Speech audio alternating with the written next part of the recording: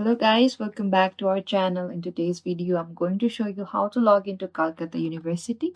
First, you have to open the Google Chrome web browser or any other browser you prefer.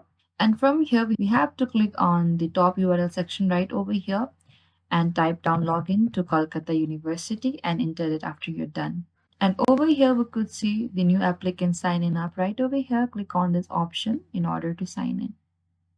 And you will get into an interface like this where you have to enter your applicant number or mobile as your preference and also your password as well.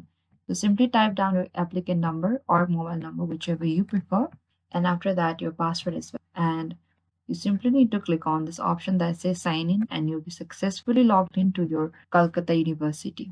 But if you have forgotten your password, you also have this option that says forgot your password and it will recover your password or get help to reset your password as well. And if you also want to download the instruction, you can click this option that says download instruction. And this is it, guys. Thank you for watching this video. I hope I could help you. Don't forget to like, subscribe, and hit the bell notification icon for more upcoming uploads.